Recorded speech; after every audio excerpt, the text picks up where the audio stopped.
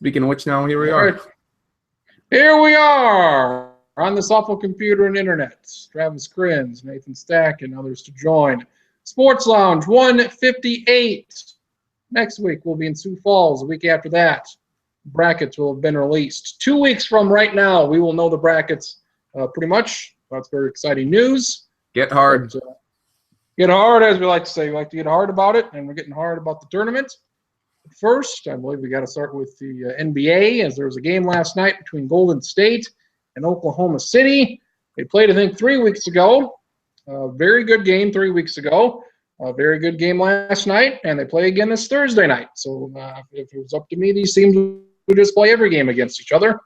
Golden State looked like they were going to lose. I thought they were going to lose at the beginning, the middle, and the end. But Steph Curry comes back from his ankle and hits the shot at the end, some 35 feet away near half court, just because he wanted to, because there was a couple seconds left in a tie game, and he could have very easily taken a easier, shorter three-pointer or gotten a shot inside the three-point line, but he decides to take about 2-3 steps in from half court and says, I'm shooting from here, and I'm winning the game.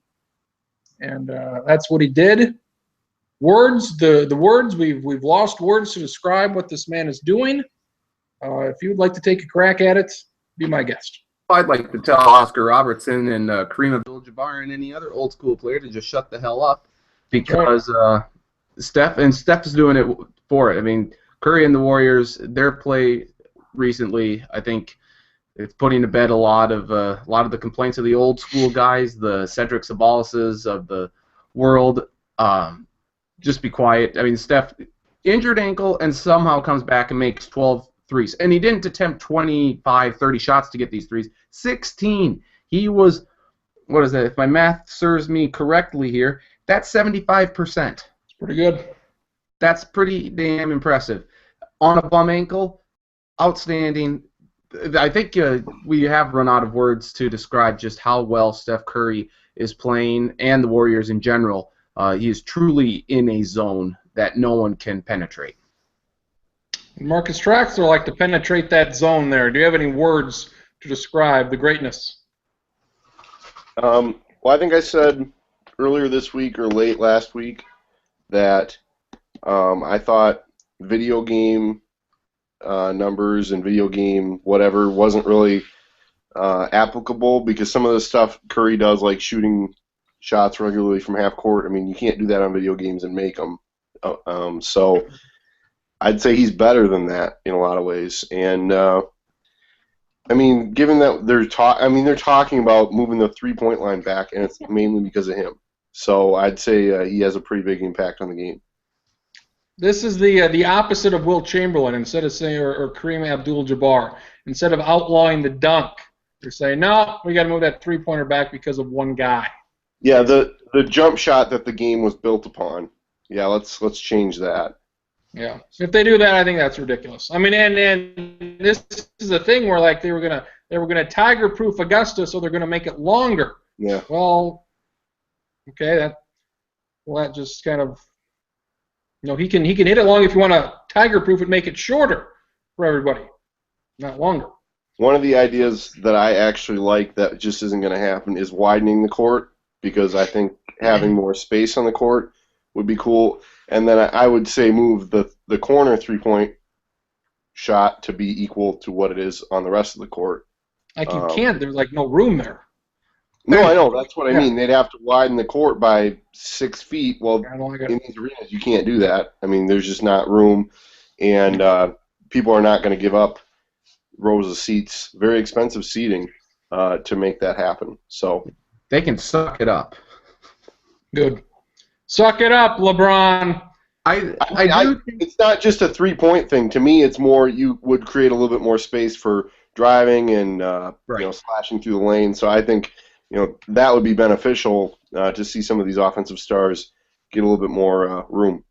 Well, if they really want to push the three-point line back just because of Steph Curry, to me this kind of sounds like the Hacka DeAndre or Hacka Dwight, Hacka Andre Drummond situation. Now they want to change, like, oh, you can't do that. You can't foul them 7 times in 2 minutes. Just because these 3 can't make free throws, you want to push it back because only one player is dominating the way that no one else is. Give me a break. It's not going to continue forever, and he's the only player. So why push it back and just make an exception for one player?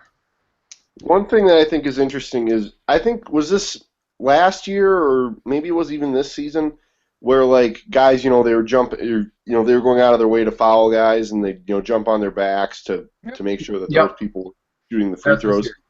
And like, I don't know who did it. Adam Silver snapped his fingers, and they're like, yeah, starting now you can't do that. And it shows that in some ways rules can be quickly changed if that's what needs to be done. The 3-point arc or whatever changes we're talking about are different because they're going to take time, and there's going to be a lot of debate over them. But it seems like when they want to get something done quickly, they can. Curry's going to win MVP. He won that about 2 months ago. Stack, and I posed the question, should he not also win Most Improved Player? Ooh. I think he's averaging like seven points more than he did last year when he won the MVP. Boy, I don't know how much more improved he is though from last year. I mean, this is quite a jump. He's already broken his 3-point record. He already broke his 3-point record, and we still have over a quarter of the season left. Right. So he's going to be the first to hit 300 3-pointers. He may hit 500 or 400 3-pointers. He hits more 3-pointers than the Timberwolves do right now per game. I think in order for it to be a comeback, like for you to win that comeback, you have to have been injured or improved. Just improved.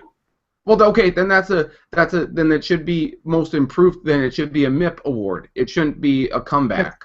I think there's 2. There's comeback of the year and most improved player. Okay. Then I could see an argument for most improved. I guess I wouldn't have a terrible issue with that, but not a comeback. No. He's already broken his own 3-point record he set last year, which he set the year before. So this is the 3rd time he set it. I said I would compare. Only thing I've ever seen is Barry Bonds when he was on his run. That's the only thing I've ever seen that compares to this. Well, and he cheated. Sure. And you look at everybody else, and a lot of people have scored 30 points a game, but they haven't done it in as few minutes as this guy's playing. And if this guy's got to play the normal 40 minutes a game that the best player in the NBA plays, he'd put up 40 points every night. If he played normal minutes, what would he average? 35, 37? Probably 40. Because we've seen these last 3 games versus Miami and versus Oklahoma City, he's had to play the entire game, and he scored 45, 50 points. The only thing that I can compare this, the streak of dominance to is actually to Dominik Hasek when he was playing for the Sabres and I think the Red Wings too. I mean, he would eat everything up. There would be no rebounds. He wouldn't give up more than a goal, maybe 2 a game. He was simply the most dominant goalie in net for an extended period of time. And I know that's kind of an apples to oranges comparison, but I'd say puck to balls comparison. Yeah. But in terms of being in the zone, I would say Hasek is the last athlete that I can remember being so dominant.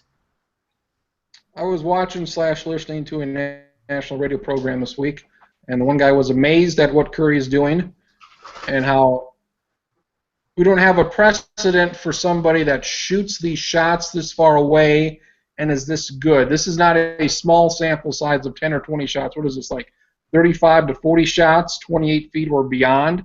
So this is a healthy sample size of shots here, and he makes over 50% of them. And as we saw last night, it was a normal shot for him that he drained. Is this something that you could practice? Is this something, if you're a great shooter besides him and you're like, well, I want to start shooting 30-foot shots, is this something that you should do in the off season? Do you expect to see this in the future? No. I mean, the one key difference that I know is true is that you have to be relatively strong because Steph Curry doesn't change his shooting motion based on where he is on the court, and so that means that his shot from 28 feet or 30 feet is just as strong as his shot from 21 feet, or as strong. So he's not hoisting it up. He's not chucking it, because that's going to create a lot more room for misses and errors. And I think that shows that there's a little less variance in it. I mean, he's got his shot down to a pretty good science, and I think he feels confident that he can make it from a lot of places. And I have no doubt that if he is, because of his strength, he's able to practice those shots. If you're not strong enough, you can't practice them. So I'd say they kind of go hand in hand that way. Charles Barkley, I think, said that a jump shooting team could not win the title, and they did last year, and they're going to do it again this year. He also said that, like a month ago, that Curry was just a shooter, and that was it, which I could not have disagreed with more, Mr. Stacken.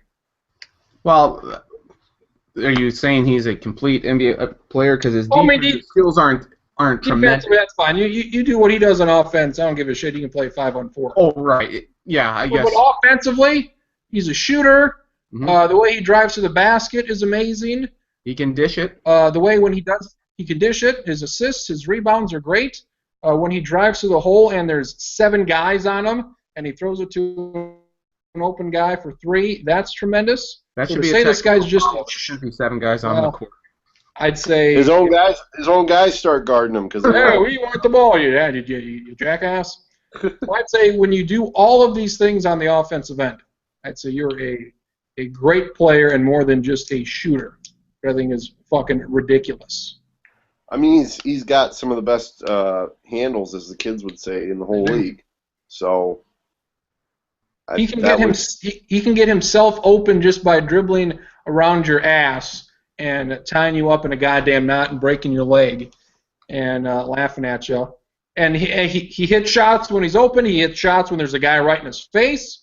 You can guard the guy. Doesn't mean he's not going to make the shot. And if you want to guard him, then he'll just drive right past your ass. I mean, it's unbelievable, unbelievable. Well, they've won only 5 losses. We've got Oklahoma City coming up Thursday again. That'll be good to see again. We got the Spurs 2 more times. I assume they're going to lose one of those. So well on their way to the all-time record. Anybody that has any criticisms for the team? No. Who am I criticizing? The Warriors. And I mean, there's nothing. I mean,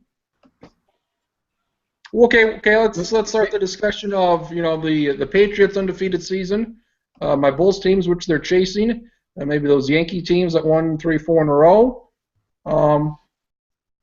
Is this one of the 2 or 3 best teams you've ever seen? Because I think it is.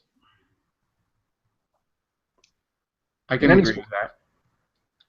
In my time of cognizantly watching basketball, I would definitely say that's true. Even football, baseball, anything. Like them against their sport, I would say they're definitely top 3. Just because, and I would probably, I mean, they didn't win the Super Bowl, but the Patriots were pretty doggone good that year that they went 18-0 or whatever. 18-1. Those were the odds. Look at those odds. Summit League, stacking. Summit League this time next week. Yep. Summit League tournament will be half done. So there you go. It's gonna be sad. We went through it a little bit. We went through a little bit last week. Are you looking? Well, it's not even here yet. So, are you more excited for the men's bracket or the women's bracket? I'll say the men, because I think I'm actually thinking there could be quite a few upsets this year. All right, what do we have? More so on the men's side than it will be on the women's. I see no upsets. IPFW at 1, your regular season champ. They face the University of South Dakota. They're the 8th seed. SDSU, the 2, plays Oral Roberts for the 2nd time in a week. The 7th seed. Omaha and Denver, 3 and 6. Denver did win at Omaha. And IUPUI, they play North Dakota State. IUPUI swept IPFW. The team they would face if they beat the Bison. Stack, and where are your upsets?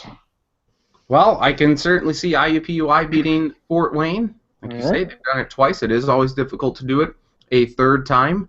Yeah, but can they do it in a building of 6,000 STSU fans? That remains to be seen.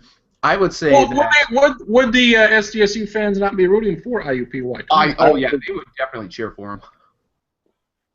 That not be STSU's lost to both of them already, right? Yes. Yeah. So. on the road. Yeah. A team that does not lose at home. Yeah. So you would So IUPUI and Fort Wayne. I will say that I can see IUPUI and Denver winning on the men's side. I don't see how Denver scores 60 points, 65 points. Omaha, they score a lot of points. They do. But Denver did, as you mentioned just a minute ago, they did beat Omaha in Omaha. There we go.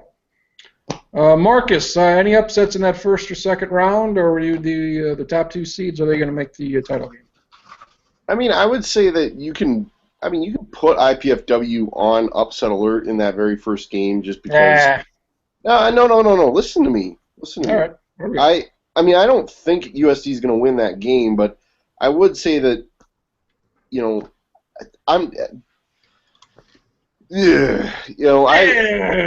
IPFW, I'm just not. They're not a very comfortable number one seed to me. Mm-mm. It's not like they're far and away the number one team. I don't think USD is that good. They have nobody who can get their own shot, who can get their own play. So that's a huge issue. I expect IPFW to be in the championship game. I wouldn't count IUPUI, NDSU, that 4-5 that I mentioned earlier today. I think that's maybe the most even 4-5 game there's been since the tournament's been in Sioux Falls. I don't have all the other ones in front of me, but that feels like the ultimate 50-50 game. And I really hope we see Omaha SDSU in the semis. So I'm not calling really any upsets, but I do think that I'm not in love with IPFW as a number one seed. So I completely agree with what Marcus said there. And just for the record, Fort Wayne, you talk about how they can score points at will. They only scored 46 against NDSU in Fargo earlier. Max Landis had a bad shooting game. He was 2 of 10 from the field, had 9 points. And it seems like when Fort Wayne is dominating, scoring 80, 90-plus points a game, Landis is the hot shooter on the team. So I think if you can control Landis or let him have his and just focus on the rest of the team, Landis is what really, I think, makes them go. What might be interesting when you think about IPFW and like their route to win the tournament, SDSU and Omaha in a lot of ways shouldn't scare them because SDSU doesn't play that great a defense, and neither does Omaha. And so if you play those teams, IPFW should feel relatively comfortable that they can score with them. I'm going to guess that Craig Smith will want USC to play pretty tough defense. The same can be said for NDSU, and I haven't really watched IUPUI, so I don't know what kind of defense they really have, but it seems like when they get to the semifinals or the finals against the likely teams that they may play, they're going to be able to play their pace. Whereas, even last year, SDSU didn't want to be in a grinded-out game, I don't think, with NDSU, but they were. And I think that's one of the reasons why SDSU lost the game. Yeah, and to speak to Marcus's point on the SDSU defense, they haven't played very good defense this year, and that, I think, is what's going to prevent them from winning the Summit League, is just having to go against Omaha possibly in the semis, and then Fort Wayne in the final, should they make it there. Top 2 offensive teams in the Summit. That's SDSU needs to really step up their defensive game if they want to win it all this year. What team would have the best showing in the big tournament if they get there? I think it's SDSU. Yes. As weird as that is, I mean, I think I don't know at what point we're going to get to our picks, but I tend to be along the lines of stacking here. I don't think SDSU is going to win the whole thing. Whoa! And I think they're playing the wrong team. I think if they're playing Omaha in the second round, and that's not good. You know, they've underachieved all year.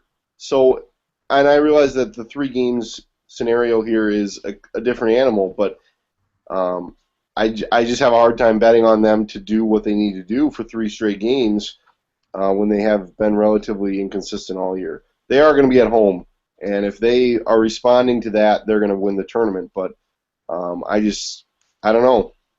They had home court last year and they didn't do it, and you know they were as good as NDSU was. So here we are. I think with last year, of course, NDSU plays superb defense, and if SDSU is going to win the championship this year, unless they play NDSU in the championship game, they aren't going to go against a really tough defensive team at all in the tournament. So that could help them this year. But we've heard Nagy say at times this year that Nagy. We've heard him say that there's been some people criticizing, and I've criticized DeAndre Parks for not being a very consistent shooter. But he says he makes it up with his defensive effort. Well, he's really going to need to up his defensive effort, and for that matter, the whole team, if he wants to win it all this year. I'm starting with an R and I'm ending with an IST. Anyways, is any team this year better than North Dakota State last year? Yes. Who? SDSU. SDSU this year is better than North Dakota State last year. Yes. I'm not sure I really buy that. Is SDSU better this year or last year? I honestly think they're as good. I don't think they're better. Was Dykstra there last year? No, Larson. Larson was. Yeah, Larson, he was garbage. I'll take Dom. I'll take freshman at Dom over ninth-year senior Larson. Felon at Larson. I'll take that every time. They took more pride in their defense last year than they have this year. But I think they have overall. You just said you take Dom over Larson, so I would say this team is more complete. But they need to put it on the defensive end as well. The home court advantage is why I would pick them. That's true. This is home court. This is absolutely same thing as Frost Arena, except maybe even more so, since instead of 4,000 people there, there's going to be 8,000 people there, 10,000 on a Tuesday night. Yeah. So and they beat IPFW by 16 at home, and they beat Omaha earlier this year by 11 at home. So they do not lose at home. So I would like South Dakota State to win the deal for the men. Make your picks known right now. SDSU IPFW 82-78. Mike Dom, your MVP.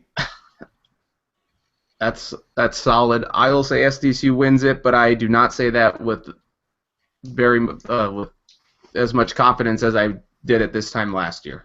And they beat IPFW. You know what? Just to be different, I'll say they play IUPUI. Marcus. Omaha versus PFW in the title game. We're due for another title game where there's no local team, and everybody's going to be massively disappointed. And I want to see the new arena empty on big TV. So I think Omaha. This is their first year eligible. Let's see the story. Nebraska, they're not planning on having a team in the Division I tournament, so let's have a surprise there with Omaha getting in.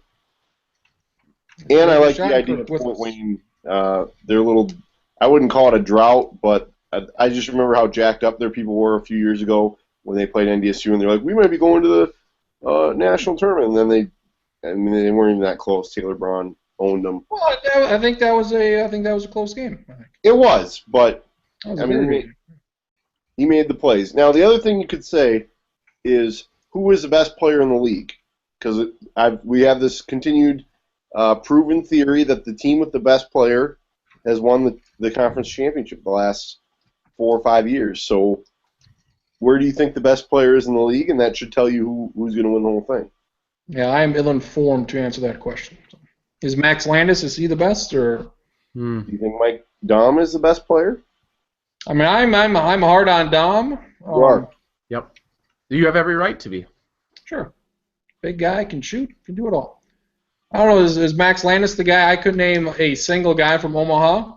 So I know the Oral Roberts guy is pretty good, leading the league in scoring, but doesn't mean a whole hell of a lot. So, David Schottenkirk. Yes, Nope. I'm here. There we go. Your Summit League men's pick. Without knowing the bracket, I'm going to go out and say SDSU beats NDSU in a rematch of last year. Wow. That is possible. So I will say that Omaha does remind me of NDSU a little bit when NDSU was first eligible to make it to the NCAA tournament. that first year with the Yep. two white guys. Good. What team, if you had to take a gander and a guess, what team has the worst record overall in this tournament? Like, we talking this season or just in the Summit League? Yeah, this year. What team has the fewest wins? Denver. No. I think it's IUPUI. Yeah. I think you're right. With 13 and 18? Is that just that's obviously not just the Sioux Falls era. No, that's this season. Oh, this season. Oh, okay. IUPUI has the worst record of any team in the tournament this year. Oh, I was thinking of like worst records No. at the Summit League tournament over Their like 2015-16 season record. Yeah. Then it's IUPUI, the 4 seed, is the worst with 13 wins. If they were to win the entire thing, they would be 16 and 18 going into the tournament. going into the first 4. First 4 and win the whole thing. Who do you think? So basically, Omaha. I want to say this just to get NDSU, just to torque, I should say, NDSU. Omaha, IPFW, SDSU, are they the only teams that would avoid being a 16, or? I think IPFW would be a 15. I think that's where they're at now. If IPFW or SCSU win, they're going to be 14. That'd be a good top 50 win for them. I think SDSU would be a 13. No, not with the recent performances. They'd be if they win. Come on, they'd be 14. IUPUI, you can do it. Be a 14. They're 41st in RPI, SDSU is right now. So that's pretty good, I think. Mm-hmm. So they could stay in that top 50, top 45. The committee's basically said F you to RPI the last couple brackets, so I'm not putting any Sure weight on have. that this year. They sure have. There you go. So we have a variety of picks for the men's side. For the women's side, You already know. You already know what the championship game's going to be. we already know what it's going to be. It's going to be the South Dakota schools again. Oh, Denver versus Fort Wayne. Let's go. Denver, Fort Wayne, my Pios versus my coach. You go with my coach is what you go with. How? Okay, so I actually want that scenario to play out because can you imagine the joy that Chris Paul would get in beating South for the first time in the tournament, and then they get to the championship and they play terrible Denver, and Denver beats them, and he misses out on his chance to actually go to the NCAA tournament. Nah, it wouldn't matter. He would I want rather maximum- be. He'd I rather want beat maximum South. thrill and maximum pain for Chris Paul. No, he'd rather beat South than go to the actual tournament. I mean, the tournament doesn't matter at all. That's true. And really, you probably don't want to, if you're Fort Wayne or Denver, if you win the Summit League tournament, you get UConn in the first round. Well, So There you go. have fun with that. No, Notre Dame. Either way, not good. USD starts the tournament off with Denver, and then the building will fill up halfway through that game with SDSU fans as they face the PFW. IUPUI, your 3 seed, versus 6 Omaha, and 4 seed Oral Roberts with Kevin Looper at the helm, and JC Bingham's knee against Western Illinois and Cowprint Jackets. So we got that to look forward to. SDSU IUPUI second round matchup. Any upset there, Stacking? I will give SDSU a 60% chance to win that matchup. Because they, for whatever reason, have a very difficult time with IUPUI and have had a difficult time with them in recent years. And my buddy, Austin Parkinson, he knows what he's doing. Yes, he does. I'll be rooting for IPFW to win that first round matchup, and then I will be bummed when they lose by 30. Marcus Traxler, USD women. Is this the best team South Dakota State has ever faced, or has to get through to win the tournament? I wasn't around in the Finkbeiner punt ball game, but I believe Oral Roberts was pretty good in those days. They were. They were probably better the year after and didn't get to the championship. You were there for that one? I think I was there for that one. And they got their ass handed to them. Yes. I bet you, Francis, by 30 points. Yep. Amazing. It might have been more than that, actually. It was like 100 to 70. It was bad. Yeah. I'd say that this is probably the best team they played, or they will play in the tournament. I mean, you definitely see like some habits forming with SDSU and with these tournaments. You know, how many times has SDSU had a kind of iffy semifinal game? They've been the 2 seed and they get the bye. IUPUI is going to be one of those games. I know they had it, I think, with Oakland a time or two. Fort Wayne, they had it that way too, where they're going to squeak by, and then all bets will be off for that championship game against USD. But it just goes to show that they've got to be better in the regular season. I mean, give yourself the 1 seed. It's ridiculous. Does the 1 seed matter? If it 1-2 seed, if you're playing, Their side of, USD's side of the bracket's easier. Easier. Or Roberts, Western Illinois, I don't know. What's the lady you like, Stacking? Luke? Oh, yes. No, Ashley Luke. Mm-hmm. Is this her senior She year? doesn't play for Western Illinois, you dummy. Who does he play for? What? She's at Green Bay and she blew out her knee. What? When the hell did this Ashley happen? Luke hasn't been on Western Illinois for. She's not on the team this year, and I don't think she was on it last year either. He But blew out No, her she was knee. on it last year. yeah, well, this before this last season, he transferred. She transferred to Green Bay because that's where she started her career. And then, like the first day of practice, she blew her knee out. Well, I feel like an utter dumbass then. So Well, she that's went. good. She goes back to the school she originally was at. Yeah, That's dog shit. That is dog that's shit. pretty rare and messed up. Well, boy, I have a lot of podcasts I need to go back and revise then because I thought she was still on the team. And that's the only reason I was giving Western Illinois even a fleeting chance. maybe she'll transfer back for this tournament. We'll see. SGSU RPI women 63. USD is 5 spots worse at 68. Those are your only top 100. I think USD moved ahead of them now. Good. So that should be a dandy of a game. Mr. Schottenkirk, who wins the women's side? USD. Triple overtime over SDSU. Stacking. Tough to beat a team 3 times in 1 year, but USD is going to do it. They will take down SDSU. Marcus. If any other team in the tournament, they'd have the home court advantage. They would win that game. They'll have the home court, but they are not going to beat USD. If that's the case, then I'm picking SDSU to beat USD. What was it, double overtime, I said? Yep. Was it 80-79 or 78?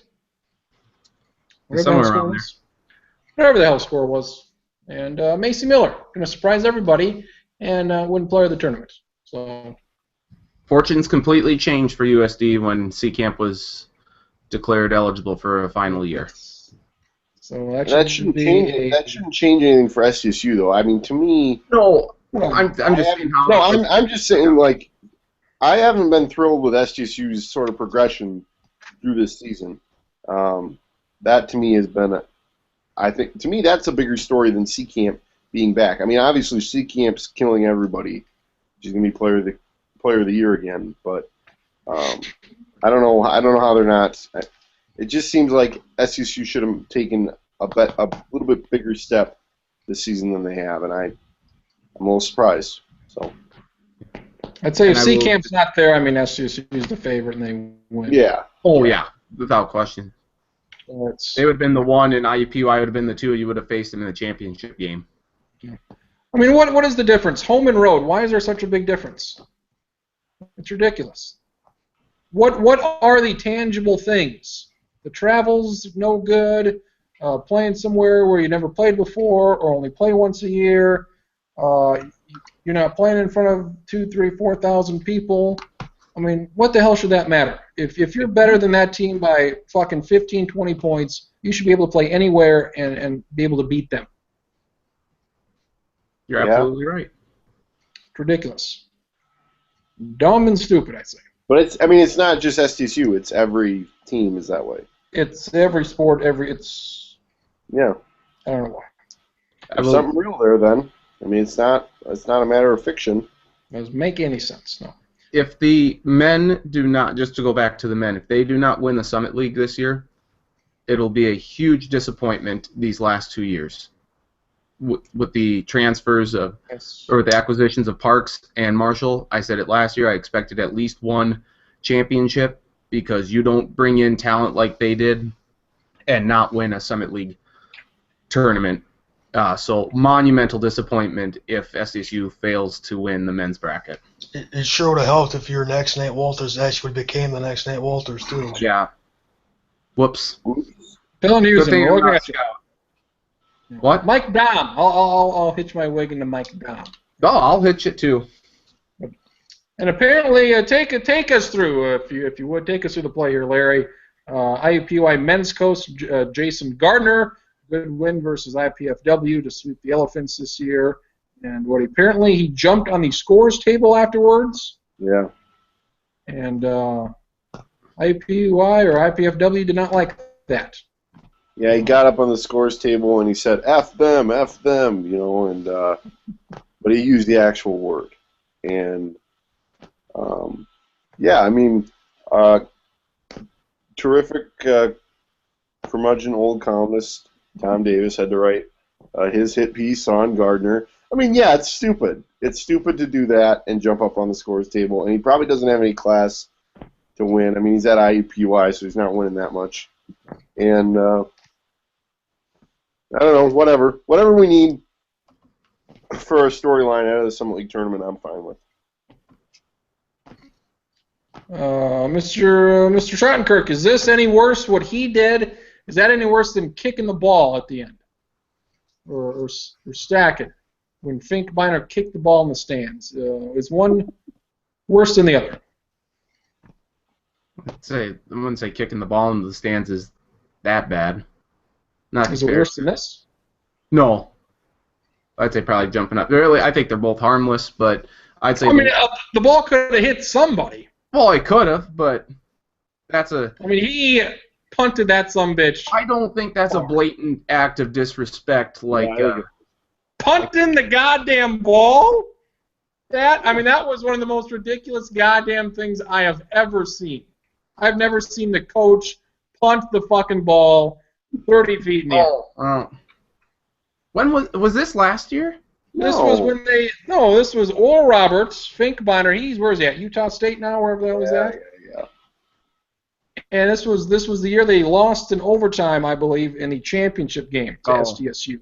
and the ball was bouncing near. They're getting ready to shake hands, and he just fucking rips on it and punts the goddamn thing in the stands. Oh yeah, that's way I worse. was like, holy shit. Sorry, I Shit. thought we were. I don't remember this. I guess. No. Well, this is something that happened, and I thought it was great. There you go. Is it better or worse than Jaws the Jaguar giving the throat slash symbol and the suck it sign? More of a, the suck it sign was good. Hopefully he's there for a long time and does some more suckets and all that stuff. And the crotch grabbing. So I'm a big fan of it. So, what are you looking forward to, Stack, in tournament? Any extracurriculars, any past memories, as we do every year? Boy. You know what? This will be a different aspect for me this year, being a fan versus not working. So Yeah, sit in the stands. yeah, We're still keeping stats, though, so it ain't going to be that. Yep. You gotta Yep. call it out. Call Just out. without the hospitality badge, so it'll be a little different. I'm looking forward to our excursion to B-Dubs on Sunday night. Sure. So I don't know. It'll be a little different, I guess. I've had plenty of good memories there. I won't get my cheeks pinched this year by the good doctor, so that's always good news. Sounds like a bad doctor. He's not even a doctor. It's better Oh. than getting your Not like your ass asshole cheeks was. pinched. Oh shit! I wouldn't want that. There you go. I don't know. It'll be different. I've always enjoyed the Summit League tournament, though. I think it's grown each and every year since it's been in Sioux Falls. You know, in terms of how they interact with the fans and everything. The tournament's exploded here in popularity, and I think the Summit League does about as good a job as perhaps any. You know, granted, I haven't been to the big Power 5 conferences, but if you want to look at a smaller conference, mid-major conference, the Summit League does about as good as any, I would say. Country like they did last year. Mr. Traxler, your impressions after last year's first tournament in the big building?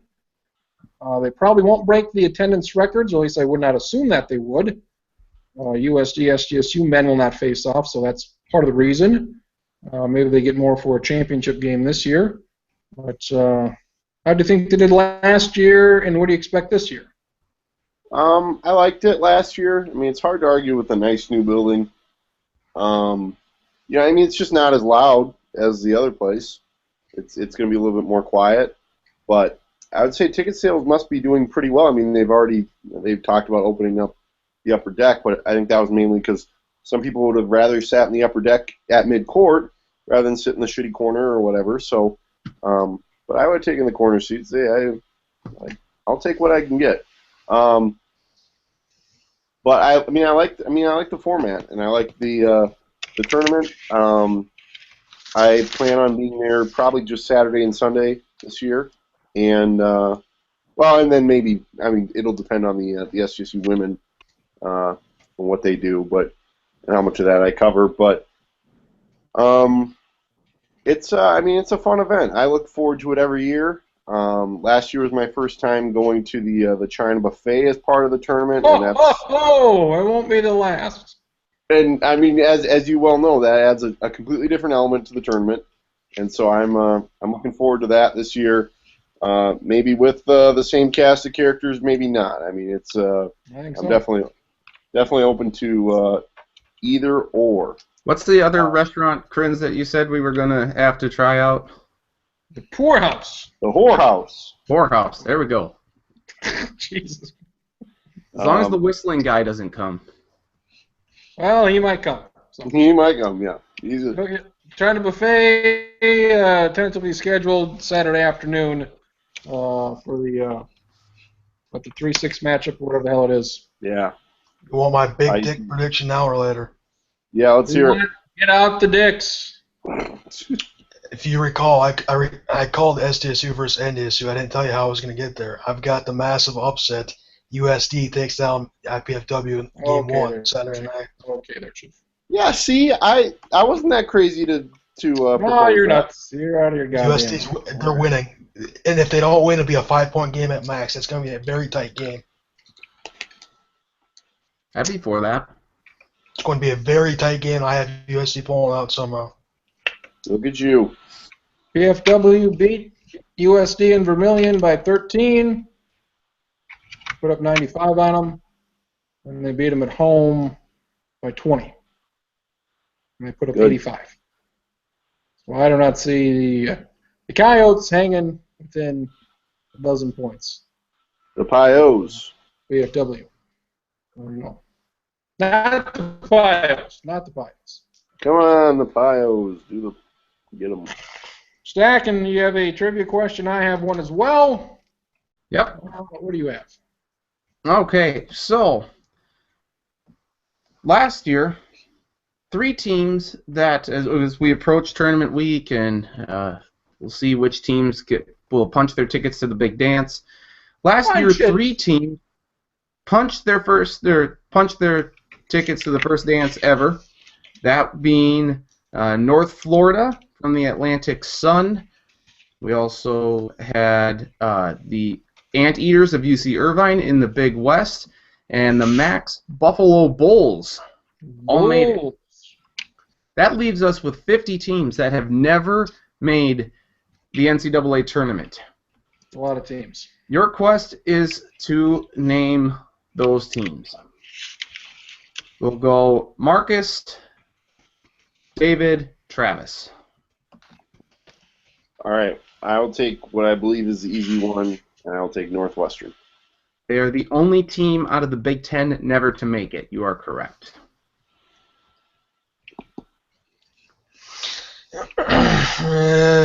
Does UNO? Nah, never mind. I'm not going to go there. How about William and Mary? William and Mary is correct out of the CAA. Travis. IPFW. Correct.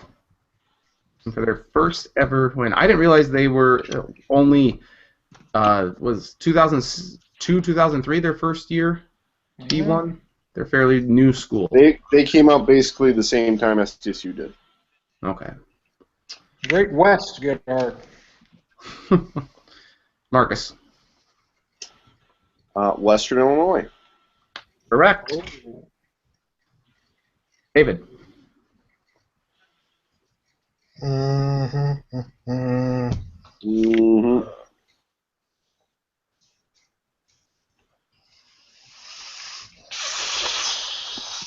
Fuck me, I don't know. Just as long as I'm going to stall the whole time, let's go UC Davis. UC Davis, yes, the UC Davis Aggies out of the Big West have never made it. Travis.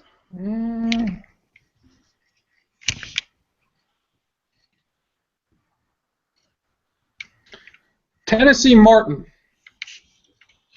You are correct. Tennessee Martin Skyhawks from the Ohio Valley. Christ. Did you pull that one out because you knew Tennessee State kicked their ass, or what? Well, back to my OVC days here. Marcus. Utah Valley. That is correct. Utah Valley out of the WAC. David. Army. That is correct. Army out, where are we here? The Patriot League. There we go. Yep.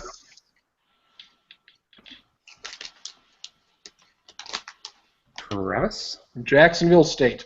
I don't know. Yep. Why not? Just keep going with the OVC. Jacksonville State.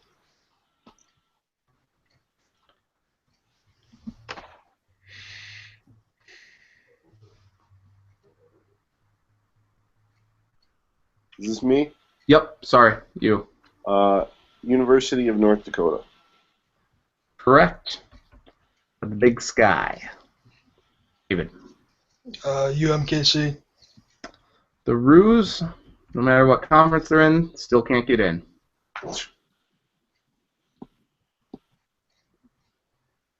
Georgia Southern.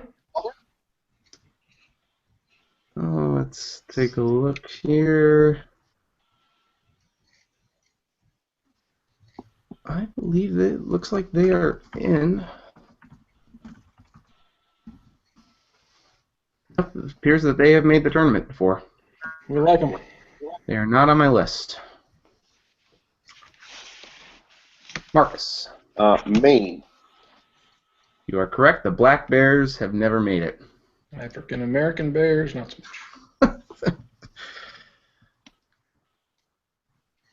much. Youngstown State.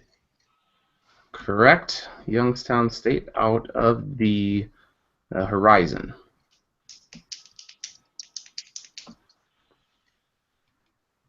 NJIT. Yes, they finally have a conference this year in the Atlantic Sun. Have never made it. Have a chance this year, 4 seed, but it looks like North Florida's probably going to win it. Mm-hmm. Shit. About Savannah State. Savannah State is correct out of the MEAC.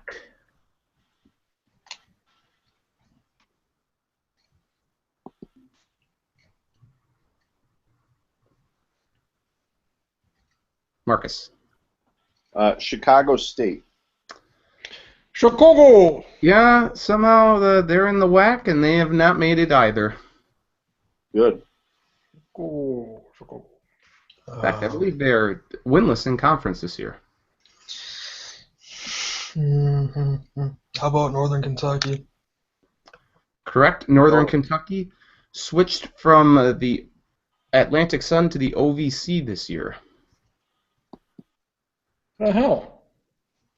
Yeah. Huh.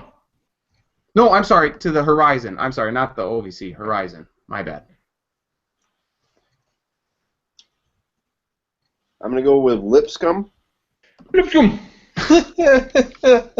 You are correct. Lipscomb for the win! Out The of win. the Atlantic Sun. They are also known as they're the Bisons, not the Bison. Their entire arena is purple seats. That's what NDSU goes by, too, the Bisons. Oh, that's true. Every arena should be as big as Lipscomb's arena. It's like 1,000 seats. It's very nice. Too many. No reason. It's good. In case you have a cancer benefit or something. Well, that's odd because they play in Nashville. You would think they'd have a slightly bigger gym. And nobody cares. That's true. Nobody cares. That's the number one rule in Nashville. Nobody cares. How about Take it, Central take it. Arkansas? You said Central Arkansas. You are correct. Out of the South. Bang! Bang!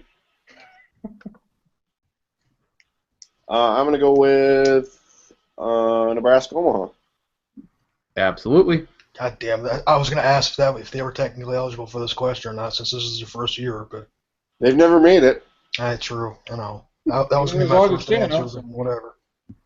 USF. Northern. So, all right, he took Omaha. I'll take Grand Canyon then. Yep, that's correct. And they are not eligible this season, yet they are second in the WAC. I don't believe they're eligible next year either. Yeah, Yes. they got 2 years. Yeah. So, I'm going to go with the Citadel. yep, out of the SoCon.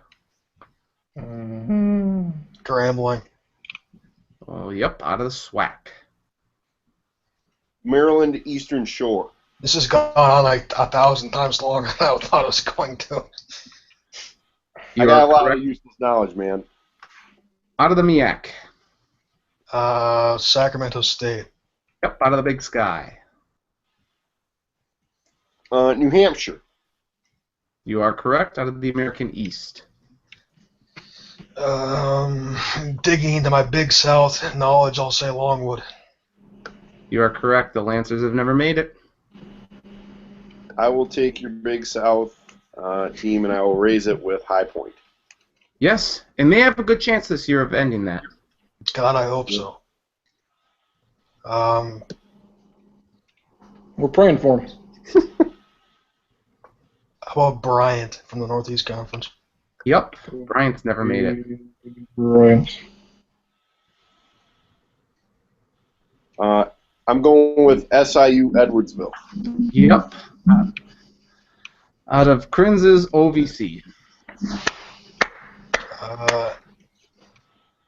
Shoot. Ignorant Word. That is correct. Out of the Southland. The greatest college name in the history of history, right there. How about Stetson?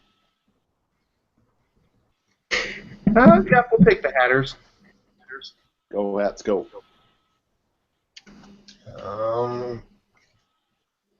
Cal State Bakersfield. That would be correct. Out of the WAC.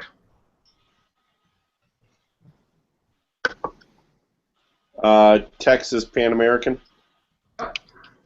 WAC again. Motherfucker.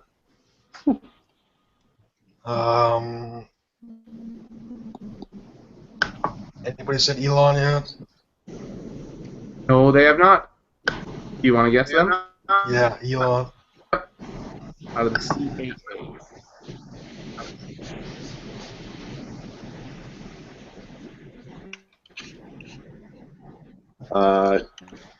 Texas Rio Grande.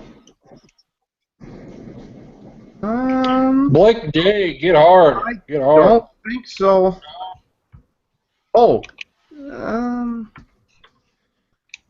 Not seeing them. Well, I know they haven't made the tournament. That's what we're looking for. They're not even eligible yet, are they? Well, Grand Canyon's not eligible either, and he got that one. Did they That's a good point. come up here? I don't think really care if it's not. I think he's right, so we'll just go to my turn. Yep, I will accept that. It is not on this list, but yeah, they're fairly new to this, so. Going back to my homeland, Southland, Abilene Christian. Yep. Okay. Nice. Did anybody say South Dakota? No, they have not. Damn it. Okay. Are you guys looking online? I'm just curious here. Or are you just straight up just ballers at this? I'm looking. No, I'm looking. definitely I'm looking at a list of Division I teams. I'm just trying to recall if I ever remember them making a tournament. That's what I'm looking at. You guys are very impressive. I will. I have like one more that I know hasn't been in it, and then after that I'm going to be screwed. Yeah, I think I got one more too, but Quinnipiac. Yep. Out of the MAC. Jeez. Really good hockey school. I almost said hacky Yes. school. Yep. Okay. It's college Good, I have hockey. two. Hmm? Norfolk State. Wrong. They were in a couple years They ago. are Thank Ah, They shit. Get the fuck Right. out of They pulled off Missouri. that 15 Fuck over out of Missouri a few years back. Bang. Biggest upset of That all was time. bad. All right. So I got one to get the win, right? Yep. I'm probably gonna say someone that's already been said, but God damn it, get one right for Christ's sake. UMass Lowell. Correct. Yes. Yep. For the win. Very Holy good. one. Very good job out of everyone. Other teams that have not made it, that were not said, Hartford Hawks and Stony Brook Seawolves out of the American East. Stony Brook is essentially a lock to end that this year. Yeah. In the Atlantic Sun, no one said Kennesaw State, South Carolina Upstate. Woody Upstate. In the Big South, Gardner Webb and Presbyterian. In the Big West, UC Riverside. Yep. Fuckers. In the MEAC, we have the Bethune-Cookman Wildcats. Oh, man. In the Northeast Conference, St. Francis, New York Terriers, and the Sacred Heart Pioneers. And no one said the Denver Pioneers in the Summit. Bios. It's pretty amazing that we got like almost 50 of those fuckers. Yep. Did anyone say Texas Pan America? Yeah, man. Okay. All right. Couldn't remember. But yeah, well done. Imagine just a guess on this part. I'm guessing at least 2 of these will be done, or they'll win their tournaments this year. Yeah. Or at least 1, and I'm going to hitch my wagons to Stony Brook. Hitch 'em. I hope Stony Brook blows it. No, you don't, fucker. I want him to win too. So stack No, you name. don't. Yeah, I do. Why? Schottenkirk, do you see them possibly pulling an upset off? Because I see, are like hovering around that 13 seed.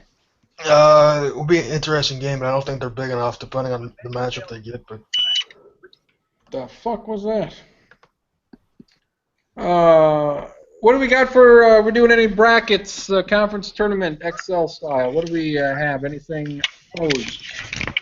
you want to do the big conference tournament thing or what? Yeah, the big ones, your A10s, your Summit Leagues. Is there XL, or what would be the best way to do this? Yeah. We should just pick all 31. Oh, I don't want to pick the fucking big ass whatever the hell's. We could settle on like 8 or 10 that we have the most interest in, the big ones, and obviously the Summit and a couple of whatever. But I've got an Excel sheet from last year that I could just rearrange and put the right teams in for this year, or whatever. But And how would everybody have their own page, or? yeah, I would set it up. Whoever wants to, I'd set up an own page, and you go in there and would either send it to you, and you could fill it out and send me back the saved version, or if you just want me to fill it out with the picks, and I'll save it all, and I'll be able to share it with you guys before the tournament start or whatever. You got the Excel Google stuff going there, Yeah, Sharon? the same kind of the same concept that we used for the NCAA thing that we did with. Yes. Yeah. Looking at the 1 seeds here, I would say Kansas was the only one that I think is wrapped up a 1 seed. Xavier makes the bed today. Xavier did, yeah, that was not good. I'm interested in Villanova here because they lost here in the week, but North Carolina also lost. Oklahoma also lost, so that benefits them.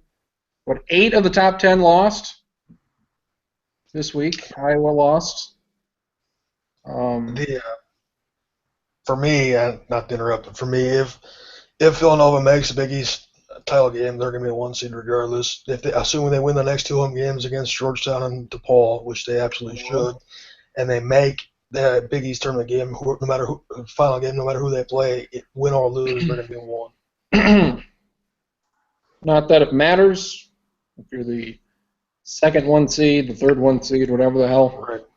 But assuming Kansas has got a good shot at the number 1 overall seed, Yep.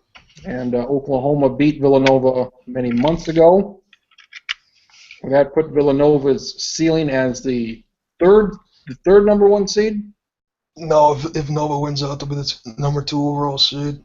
over Oklahoma. Yeah, Oklahoma's not going to be a 1. They've lost 6 games now. Not good. Yeah, unless Oklahoma wins the Big 12 tournament, they're not going to be a 1. At this point, they have to run the table. This is I can't remember a year where you have so many teams vying for a 1 seed. Yeah. And that, I think, speaks to how many of the top 10 teams are losing this year because there's so much fluctuation with it. But I truly don't think we will know until the major conference tournaments play out who those 1 seeds are going to be. Because there's a very distinct possibility you could see, North Carolina and Virginia as a 1 seed? No, only one of them could be a 1 at this point. No way both of them would be. You don't think Assuming if they were unless in the championship game, you would not, and Virginia were to have won,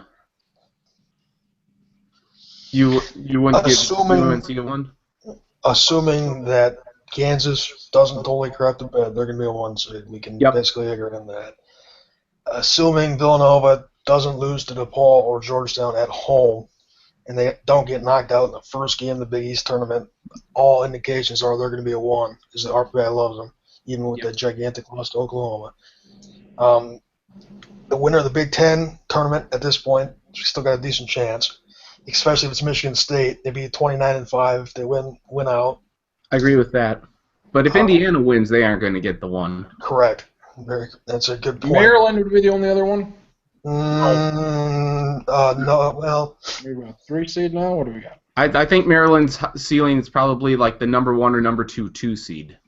Yeah, Yep. but I don't see it playing out. At number 1, I don't see Carolina playing Virginia in the SEC title game. Number 2, if that does happen, the winner would be a 1, and the loser, I don't see it. I think there'd be another team that would win the Big Ten tournament, the Big 12, Big East. I mean, I can't see after Xavier lost today and Seton Hall convincingly. I don't see any conference getting 2 number 1s. I just don't. I was just going to say, I think Xavier was the only team that could possibly have a claim as a number 1 seed, going into the Big East, where you could see the Big East having 2 1s with Villanova and Xavier. Right.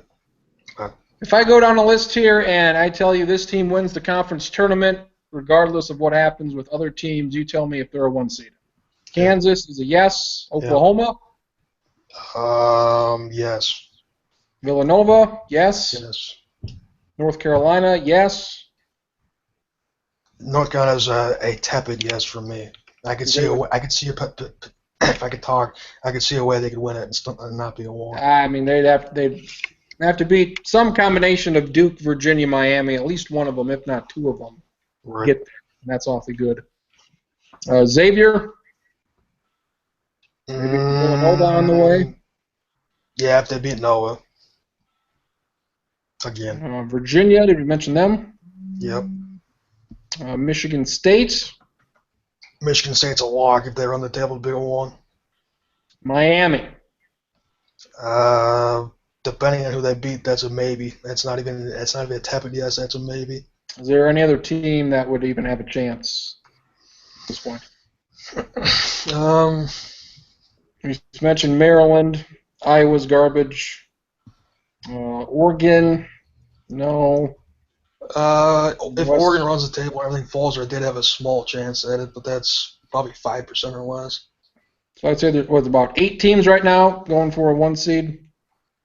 That sounds about right. About maybe 6 of them having a realistic chance. Is there a conference tournament you're most looking forward to? I think I said it a few weeks ago, but personally and bias aside, whatever, I think the most compelling game by game, every game could be close, every game could go either way. I'm going to be very interested in the Pac-12 tournament in Los Angeles. The Big 12 tournament's probably be the most competitive as far as in the NCAA tournament seeding-wise.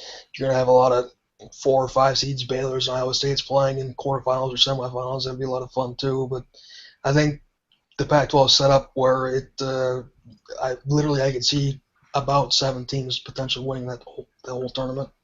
I am going to throw 2 conferences out, and you tell me if these teams lose in the championship game, if they will get an at-large bid. In the Sun Belt, Monmouth, no. Arkansas, Little Rock. If they lose in the championship game, do they get in?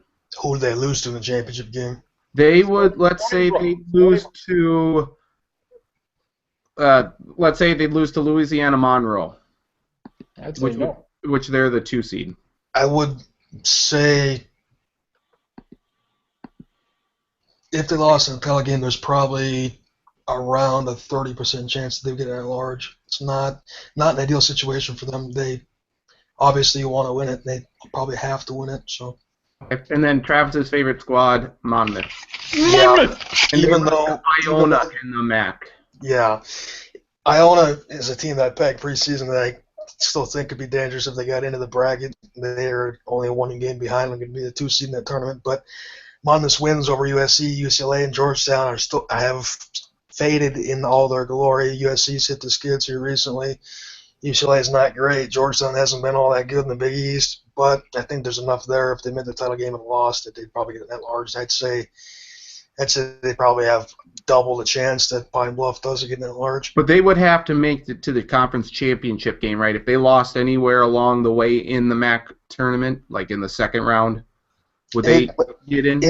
It's so dependent on other results around the country, as you know, and even more so than the 1 seed conversation. The bubble this year is just absolutely fascinating. There's probably 20 teams that are firmly on the bubble right now with 2 weeks to go. And depending where you look and depending who you talk to, you could have so many different combinations. And conference tournament season for me is always one of the week and a half most fun that I have as a sports fan. Even more so this year because I have no idea what's going to happen. And those bubble teams, it's going to change, hourly, if not by the minute on some days. And that's Joe Lunardi's not going to get 60. He's going to he might get 64 tops this year. Yeah, I wouldn't be surprised if there's all those quote-unquote experts don't get anywhere near what they have in the past because it's not as clear as it seemingly has been. I'm trying to do it myself, and I've only done one update a week, which has been great because I would drive myself insane if I tried to do any more. But it's been a lot harder this year than it was last year. You'd drive the guy who edits it insane too if you did it every day. I'd like to thank Garrett Hodge for editing that blog there. Right. Yeah, it's so hard to change my 5 spelling mistakes and post it, I'm sure. When I have to make the same 5 changes every goddamn time, it's not bullshit. The last 3 times I sent it to you, I've sent you the one that you posted the week before, so don't even tell me that shit. I think the A10 is going to be the most interesting tournament just because I can see 5 teams getting in. George Washington, St. Bonaventure, Dayton, VCU, and St. Joe's. Now, a lot would have to go kind of according in, but I would give... It's the real schools. Those are made up. No. St. Bonaventure, that's not a real school. Oh, that's so true. What does that say? Joseph's, that could be any school. Fucking Phil Martell's 87 years old and he's got another good team. Would you put George Washington over St. Bonnie? Right now? I don't think so. Okay. ACC tournament with the top 4 teams, that should be good. Big Ten tournament, top 6 teams there, that should be good. Especially and Minnesota. They can go to hell, especially if we got the Michigan. Gophers right now. Preview of the 12-13. Battling Illinois, yeah.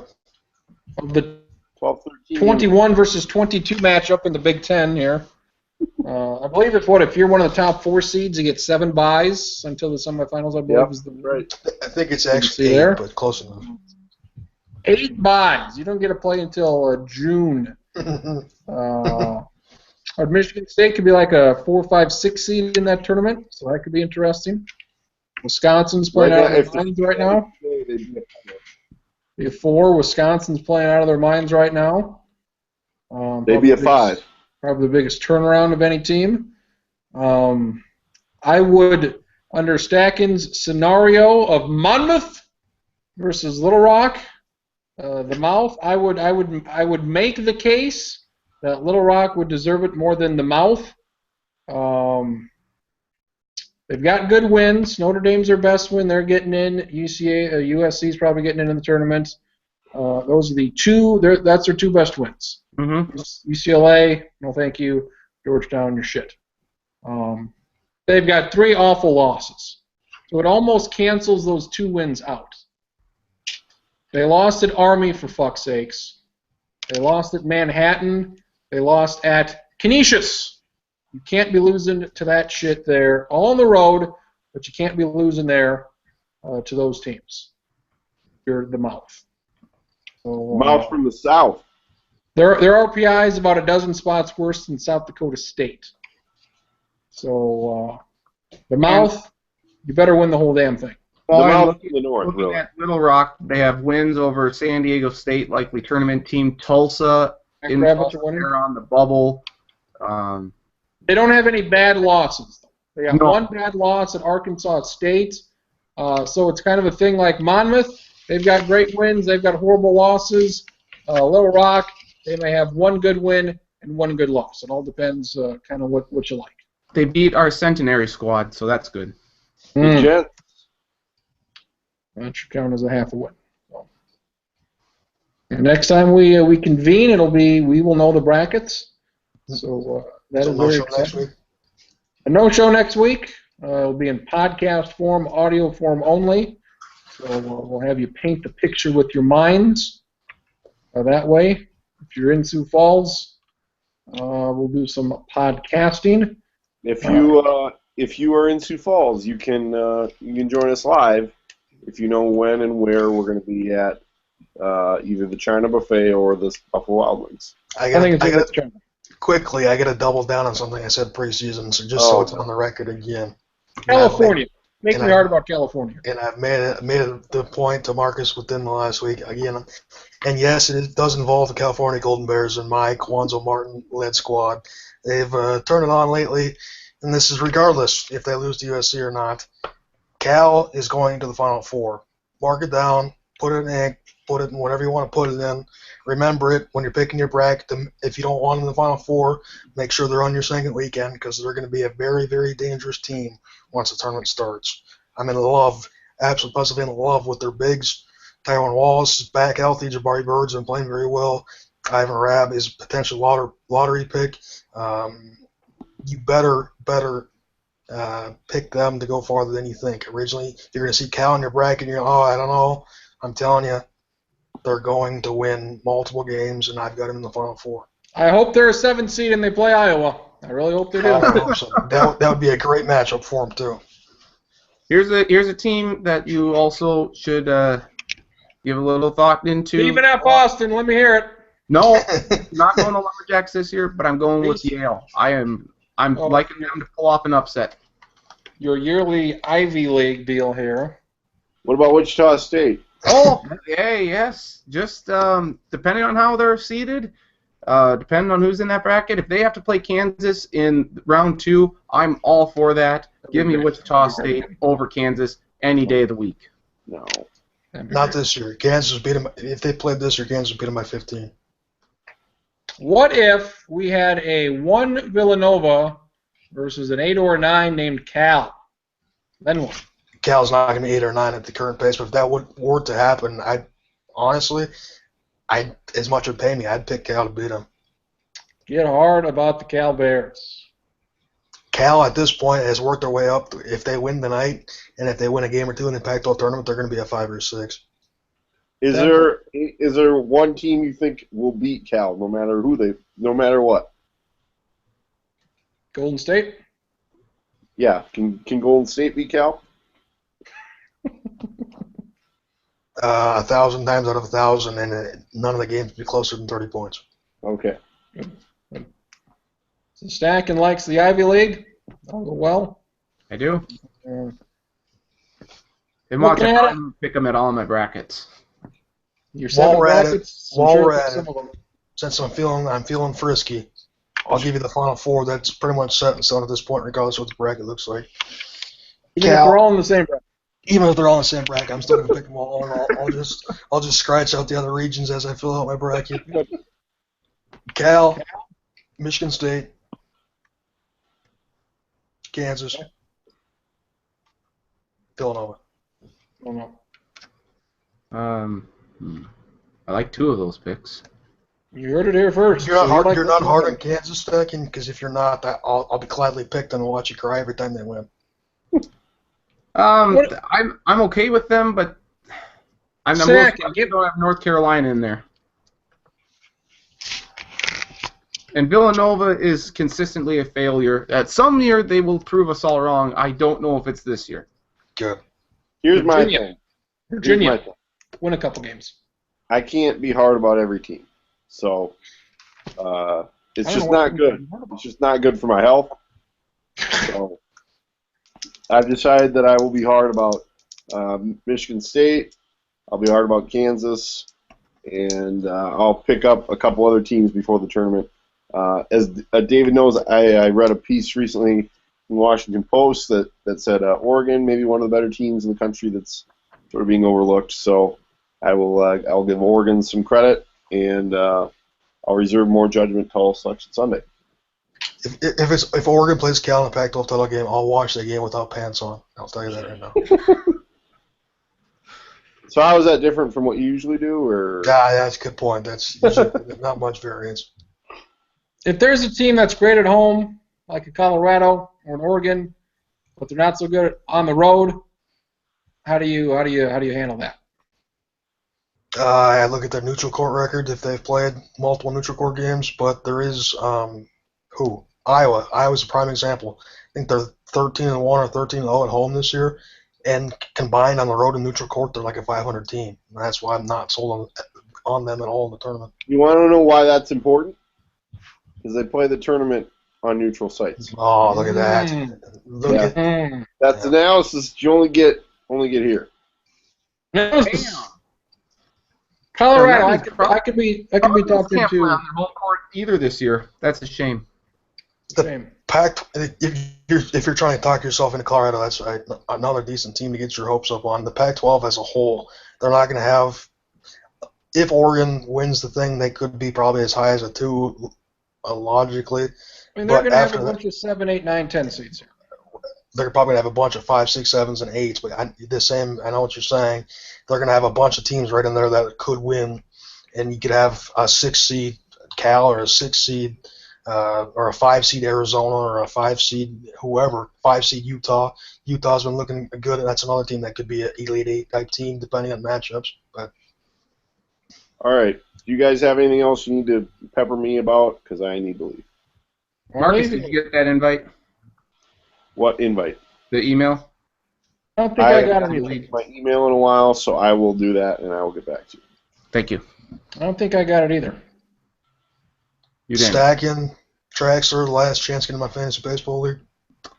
I got to take a pass. Unfortunately, I probably wouldn't give it the time that Schottenkirk would demand and that I should give it, so I will take a pass for this year. I appreciate the offer. I echo what Marcus said. All right. I will. I'll gladly be in the baseball league. Yeah, I figured that. Goddamn right, bats and balls. Classic Drew Almond. I added him, and he got out of the chat within about 30 seconds. He didn't want any of that shit. So. Awful. Thought he was the baseball buff. I thought so too, but I guess he doesn't want to prove it anymore. Also, Providence. Do something for Christ's sake. What, you've lost 5 of 7? You're garbage. You were Come on, Ed. losing to bullshit like Marquette and losing to these shit Well, teams. Marquette's not that It's bad. because Ed Cooley's head's fucked up. It's the reason. Paint your head black or something, or shave your head. If you had the choice between the two, would you paint your head, or would you? I would just shave the entire I thing. would shave that. Yeah, I'd shave that. Shave that shit. And it's amazing that they're where they're at. They're LSU territory of being shitty with a great player on the team. It's amazing how crappy the coaches have been this year. Not impressed with it. Trivia question for another time. Got some fighting things to cover. There's a man that returned, Mr. Schottenkirk, Shane McMahon. I know you're very excited. Very. I know you had said sometime in the next year or two you thought he would come back, but did you have any idea that he would be back there Monday night? No, I had no idea. And even in that half hour right before Raw started, when everyone started talking that gigantic name, earth-shattering name, I thought about him for like a half a second. It's like, nah, it can't be him. And then when his music hit, and I literally just went absolutely positively wild. I didn't think it would come nearly this quickly. I knew it was coming eventually. I was just as surprised as everybody else. I was just as amazed that the reception he got. I mean, he'd been gone for what, 7 years, almost 7 years, and outside of Lesnar returning a few years ago, and Daniel Bryan just a few weeks ago, those are the 2 biggest pops I've heard in the last 5 years. So it was a lot of fun. Yeah, they did a good one covering that up. I can't remember I was surprised that much. No, like I told Charlie, sometimes WWE still knows how to do it. They figure a way how to get even the smartest of fans to pay the closest attention. Surprise! So it was a very good Monday night. Very unexpected. The rumor was that they were trying to figure out who's the Undertaker going to face at WrestleMania if it wasn't John Cena. And the deal was it was somebody that was not on the roster, and so it ended up being Shane McMahon. And you'd expect him to stay in this match. I think that's probably what they're going to do.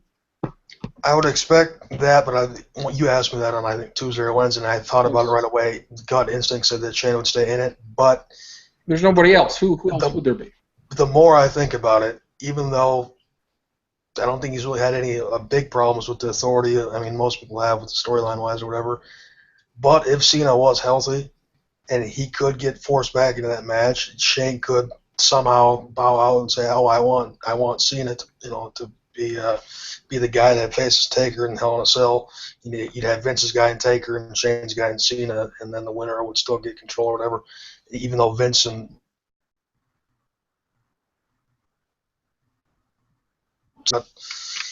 Shane, I mean, first match, obviously, I'm sure he's been in training and he's been in the ring some recently, even more so now the month until Mania. But to have your first pay-per-view match be at Mania, Hell in a Cell against Taker, I mean, talk about unbelievable amount of pressure for that match to be just pass as being okay. It doesn't have to be a great legendary match or anything, but as what's going to be on technically on the line or whatever, there's a lot of risk involved. Who wins? If it's Shane versus Taker, I would have a very, very, very hard time seeing Taker not win one way or the other. Unless it's truly Taker's retirement match and Shane wins and he gets control and Taker is never seen again in a ring in competitive fashion. I mean, I could maybe see that, but I don't think you'll have your last match of arguably one of your top 3 or 4 biggest superstars ever be a loss to a non-wrestler in Shane McMahon. I just don't see that being common sense. The problem with the Undertaker matches over the past few years is that you knew he was going to win, and the one year that he didn't win, you didn't expect the other guy in Brock Lesnar to win, so it kind of fell flat. So this adds some intrigue to an Undertaker match for the first time in a long time at WrestleMania. And they're building this up, and it would be a hell of a deal if this was just a 6-week thing, and then the match happens, and the Undertaker wins, and that's it. Because there's a lot of potential. There's 6 months to a year what they could do after this, because I think this Triple H and Stephanie McMahon thing has run the course. It's long overdue for a change here. Yeah, there's definitely long-term potential for storyline-wise if Shane does win, and him maybe they'll give, like you said, 6 months or a year until Mania 33, a year from April. Maybe Shane would quote-unquote run things and make things differently, and then you could have a storyline that next year's WrestleMania you'd have Steph and Hunter back in the fold, and they'd have some sort of match with a pair of their guys, or if Hunter, Ronda Rousey in the mix or something like that. Right, or if Hunter next year would wrestle Shane or whatever too, but there's so many possibilities that you can't even, just like always, but even more so. Finally, something good to get excited about. We know what the main matches are at WrestleMania. Looked like it was going to be Brock Lesnar and Bray Wyatt, but they changed that to Dean Ambrose instead, which I think will be better.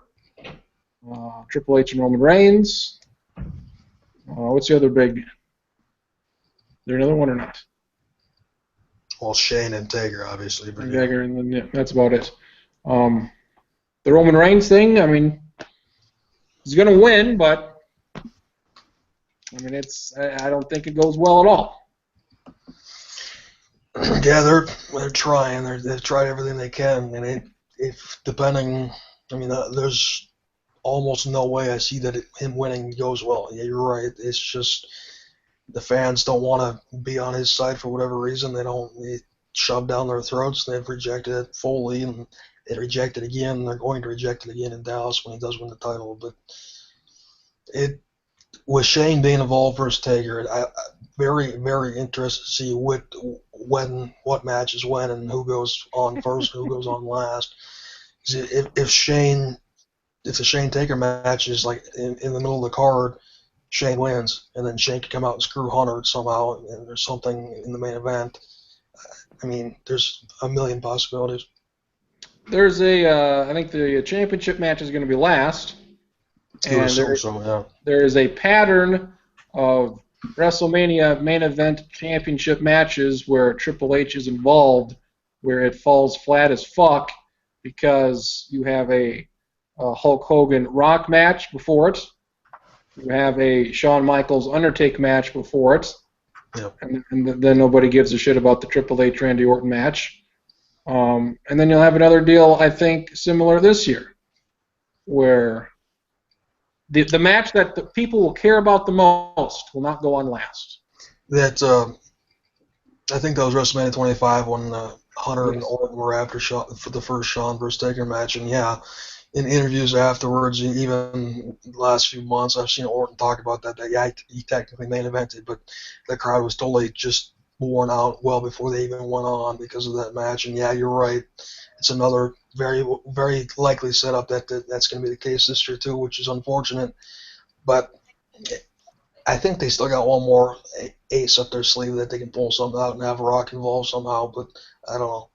I was totally stupefied with Shane's impending involvement, and if Rock doesn't do anything, I'll be disappointed. But I think they need one more big time match to fill up the card personally. But yeah, Rock, you'll be there somehow. Austin will be there somewhere. You probably need a referee for the match.